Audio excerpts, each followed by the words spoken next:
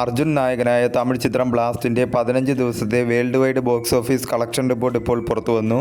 ചിത്രം 15 ദിവസം കൊണ്ട് വേൾഡ് വൈഡ് 64 കോടി 38 ലക്ഷം രൂപയാണ് നേടിയത്. തമിഴ്നാട്ടിൽ നിന്നും 24 കോടി 81 ലക്ഷം രൂപയും കേരളത്തിൽ നിന്നും 13 കോടി 35 ലക്ഷം രൂപയും തെലുങ്കു സ്റ്റേറ്റിൽ നിന്നും 8 കോടി 14 ലക്ഷം രൂപയും കർണാടകത്തിൽ നിന്നും 4 കോടി 38 ലക്ഷം രൂപയും റെസ്റ്റ് ഓഫ് ഇന്ത്യയിൽ നിന്നും 20 ലക്ഷം രൂപയും ഓവർസീസിൽ നിന്നും 13 കോടി 50 ലക്ഷം രൂപയുമാണ് ചിത്രം 15 ദിവസം കൊണ്ട് വേൾഡ് വൈഡ് നേടിയത്.